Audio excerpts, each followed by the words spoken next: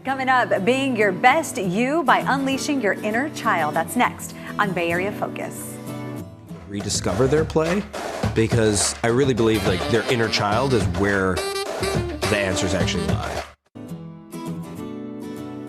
All right, I need you to meet our next guest. He's so much fun. Jeff Harry, the founder of Rediscover Your Play, and he helps his clients find their inner selves through play. That sounds like a lot of fun. Jeff, you are always fun when you come here. Welcome back to Bay Area Focus. Hey, thanks so much for having me again. You know what? I love your bow ties. Yes, yes. Well, it's a Golden State Warrior bow tie. I love it. And the Lego Golden State Warriors bow tie. It's the greatest. Why is it so important for us to rediscover our play? If you think of your most magical moments in your life, those are play moments. That's when you're fully present. And I think what's so important about play is it creates adaptability, resiliency. You get in a state of flow, like you saw with a violin player, he was like in a state of flow. Or even with warriors, like remember when Klay Thompson went for 37? He was in a state of flow. Like, how do we get ourselves back in that? Imagine if we could have our own 37-point quarter. What does that look like in our life? And that's all through play.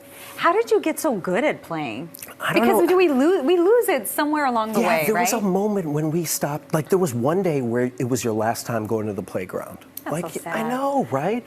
But like I just kept going to the playground. Like that's really the only difference. And the thing is, it's not that I think we lose it. We just forget about it.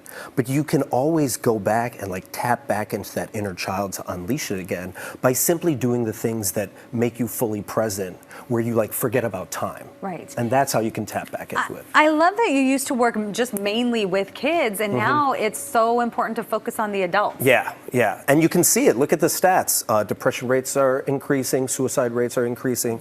You know, we are the richest country in the world, yet we are 17th in life satisfaction. Like, how is that possible? Like, is Netflix, binge watching Netflix, is that not working? Like, you know, so clearly there's a huge reason that we need to find our own play, both in the workplace and as individuals. You know, here in the Bay Area, we always talk about tech and Silicon Valley and all of the strides they make, the companies make, but my husband's always, and he's in the tech business, and he always says, you know, get the kids out the door and get them playing like we used to do with a stick and a rock, throwing at a tree or something like that, you know, and it's so important to have that balance. Absolutely. And the thing that you also think about is if you think about so many of the tech companies, how did they start?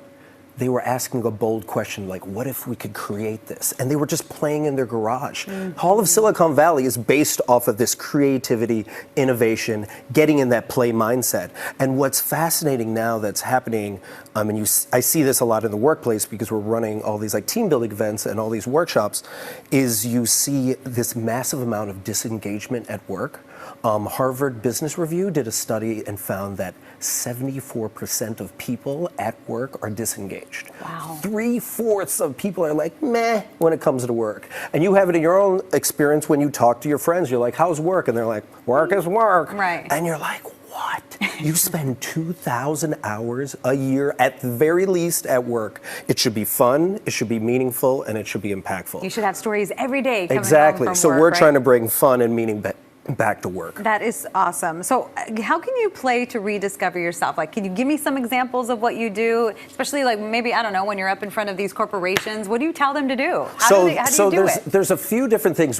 So when we're talking with companies, we're trying to address the disengagement, right? So that might be a toxic person in the workplace. That might be micromanaging. That might be the work culture was great at some point, but it changed when we went public, right? So what we do is we combine positive psychology and play research, and we create these workshops where they can practice how they would have that hard conversation, how they would address work culture, how they would talk to their boss about micromanaging.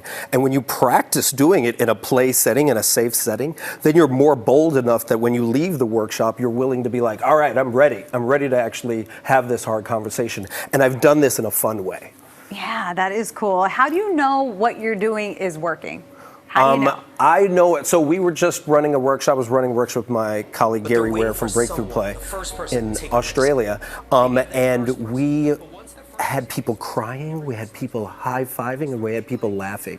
And we could see that there was a transformation happening right then and there. That is a right? direct result. Direct right result there. of the play. And it just happens, like they just embody it. Well, Jeff, I have had so much fun talking to you in just the last few minutes. So awesome. Thank you so much for coming on the show. Absolutely. And if you'd like to learn more about Jeff's work, please visit his website at rediscoveryourplay.com.